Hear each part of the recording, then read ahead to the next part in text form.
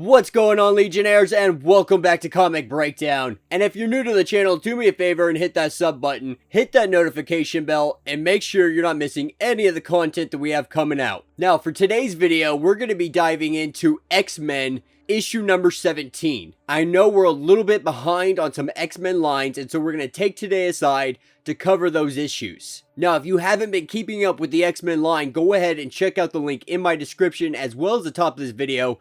It'll get you completely caught up on everything that's been going on with the X-Men line so far. And with that being said, let's dive into this issue. Alright, so this issue picks us up on a little bit different storyline than what we're used to right now. And the opening panel refamiliarizes us with what's going on out in the universe outside of all the drama that's going on Earth. And so the super cluster of galaxies that make up pretty much our sector of the universal quadrant is in turmoil. For thousands and tens of thousands of years, the one thing that's outlasted wars, invasion, annihilation, celestial disruptions has been commerce, trade, and wealth. Always about the money. Either by banking guilds, a unified credit system, or black markets.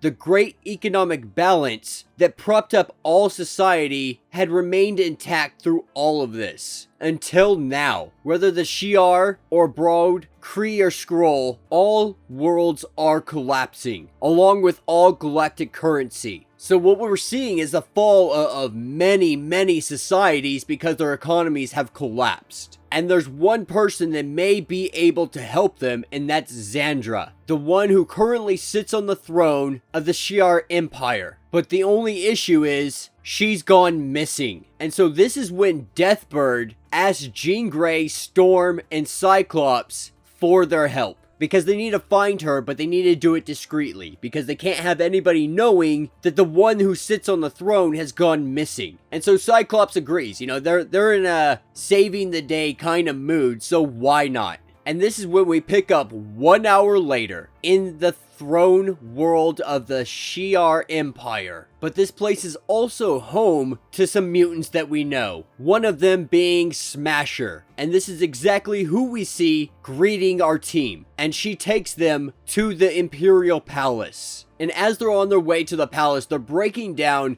everything that has happened so far. And they've concluded this is, it's either an inside job or that whoever was able to do this, their technical prowess bypasses the best security the Empire has to offer. And this is when Storm asks about all of the staff and if they've been properly vetted yet. And this is where we find Deathbird gathered everybody that may have any kind of knowledge, that has any kind of insight on where she could be, and directly communicates with her on a daily basis. Now, Oracle lets us know that she found nothing. Nobody in here has the thoughts that are deceiving them right now. But this is when Jean Grey decides to do a deeper look, because she doesn't want to leave any stone unturned. Now, the reason she wants to do this is she's sure that telepathic scanning is understood to be a normal security function in this state. And as such, it's not uncommon for an assassin or spy or sociopath to be able to hide their true intentions, their true natures. And this is where Jean Grey finds them. Finds the betrayer. And Cyclops and Storm immediately send a blast directly into his chest. And as the individual starts to fade away, so does the disguise. And it shows to be a Stygian. And Deathbird knows exactly who is responsible. And this is when we pick up in the catacombs. And we see the individual known as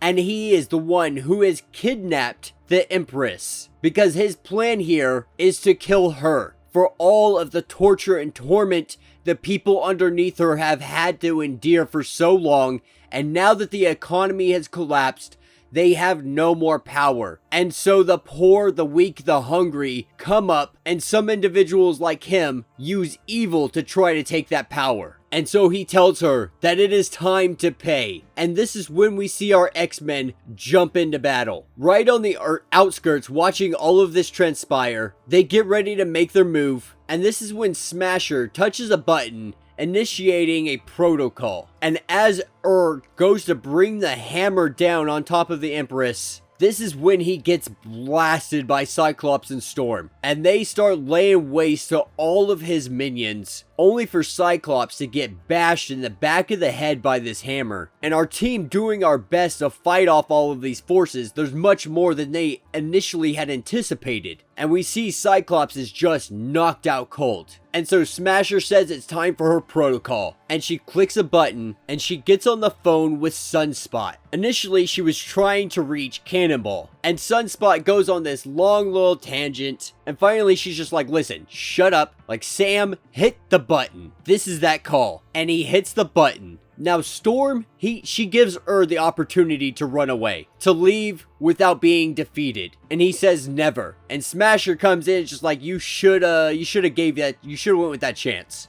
And this is when we see an army of Smashers come piling through the door, just beating the crap out of everyone. And Storm bringing down some thunder, letting know that he had been warned. And then we pick up later, with the Empress back on her throne. Now this time had changed the Empress. It helped her be educated on how to handle complicated matters. And so in winter, an iron hand is never a good idea. And weakness must never be seen as opportunity. And so they're gonna help the people out. But for Ur's punishment, he'll be made into a politician to represent his people. And in the Empress's words, hypocrisy is a fate far worse than death. And she tells Storm that she owes her a debt of gratitude and to feel free to collect at any time. And that will be the end of this issue. So let me know what you guys think down in the comments. This is a little bit different of a story than what we've been seeing so far in the X-Men. But I don't mind it. It's actually really unique, and I look forward to seeing how they really intertwine this into stories later on. Because we know this is going to play a part. We know this Storm is going to end up coming to collect this debt at some point. It's just a matter of what she will actually need them for. But yeah, all in all, I'd say it was a relatively good issue. I always love seeing Storm be able to just all out and whoop on some people. Cyclops as well. But it was relatively funny to watch him get just smashed in the back of the head with a hammer and get knocked out. He's usually someone that's not in that position. But yeah, so all in all, I really did enjoy it. Let me know what you guys think down in the comments. If you have not yet, please do me a favor, subscribe to the channel, like this video, and until the next issue.